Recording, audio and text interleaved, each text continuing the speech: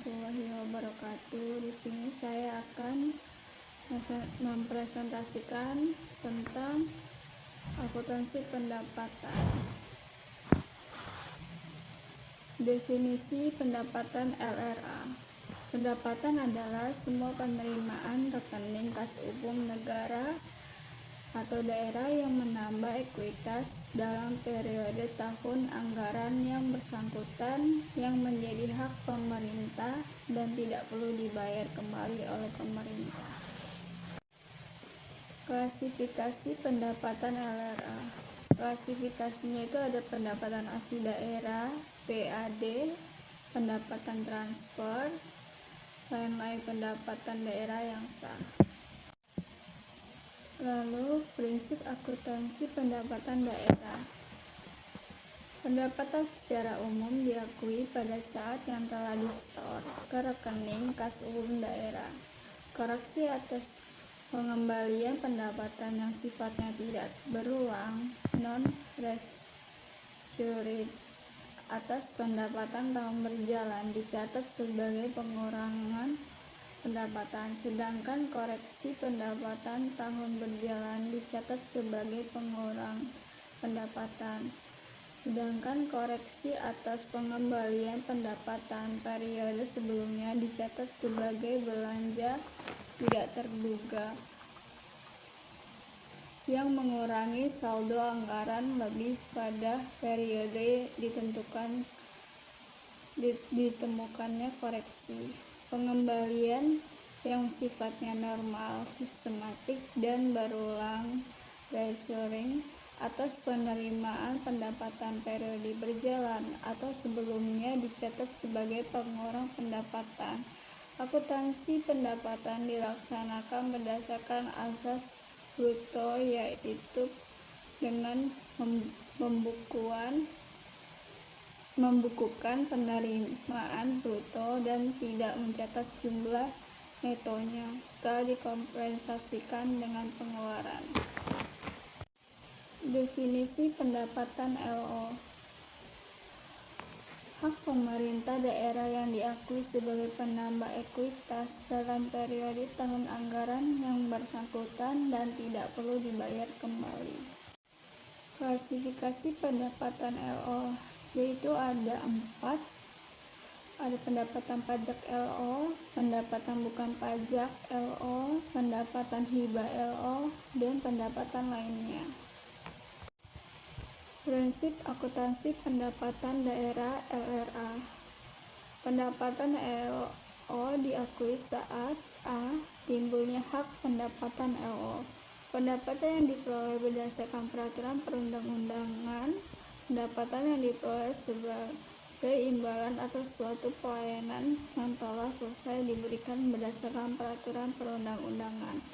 B. Pendapatan derealisasi adanya aliran masuk sumber daya ekonomi untuk mengakui pendapatan LO yang berupa hak yang telah diterima oleh pemerintah tanpa didahului adanya penagihan. Kode akun LRA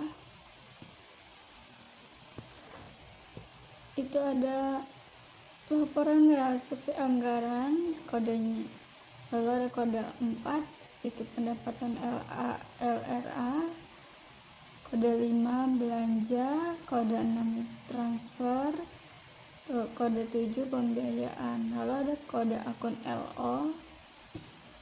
Laporan operasional ada kode 8 pendapatan LO, kode 9 itu beban.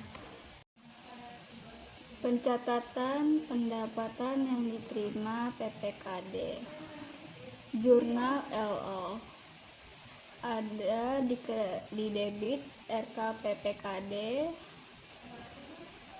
di kreditnya ada pendapatan LO. Jurnal LRA, di debit ada perubahan SAL, di kreditnya ada pendapatan LRA. Pencatatan pendapatan yang diterima SKPD saat penerimaan jurnal LO-nya itu kas di bendahara penerimaan di debit, Lalu di kreditnya ada pendapatan LO. Lalu ada jurnal LRA-nya itu di debit perubahan SAL, di kreditnya pendapatan LRA. Pencatatan pendapatan yang diterima SKPD saat penyetoran ke PPKD. Di debit ada RK PPKB, di kreditnya ada kas di bendahara penerimaan. Lalu ada penyajian.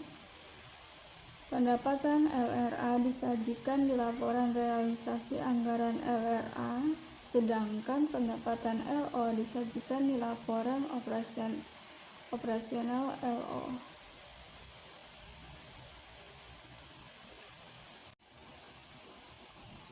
Akuntansi piutang.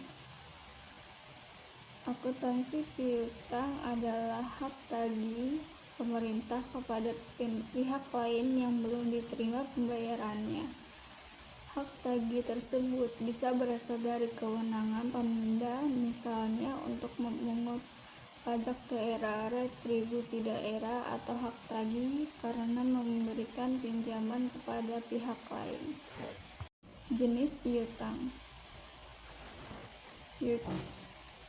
Ada piutang pendapatan dan piutang lainnya. Piutang pendapatan adalah piutang atas pendapatan pemerintah yang berupa piutang pajak, piutang retribusi, piutang hasil kekayaan daerah yang dipisahkan, piutang lain-lain PAD yang sah, piutang transfer pemerintah pusat, piutang bantuan kekayaan, piutang hibah, piutang pendapatan lainnya. 2. Piutang lainnya yang termasuk piutang lain-lain adalah bagian lancar tagihan jangka panjang. Pengakuan piutang. Pengakuan piutang itu telah diterbitkan surat ketetapan dan atau telah diterbitkan surat penagihan dan telah dilaksanakan penagihan. Piutang itu ada tanggal, kode akun, lalu ada nama akun yaitu piutang di debit dan pendapatan LO di kredit, lalu ada debit dan kredit. Penyajian. Piutang disajikan sebagai aset lancar di neraca sebesar nilai yang jatuh tempo dalam tahun berjalan dan yang akan ditagih dalam 12 bulan ke depan. Berdasarkan surat ketentuan penyelesaian yang telah ditetapkan, disajikan sebagai aset lainnya terhadap nilai yang akan dilunasi di atas 12 bulan berikutnya. Aset lancar diungkapkan pula dalam catatan atas laporan keuangan. Sekian pemaparan materi dari saya akhiri. Assalamualaikum warahmatullahi wabarakatuh.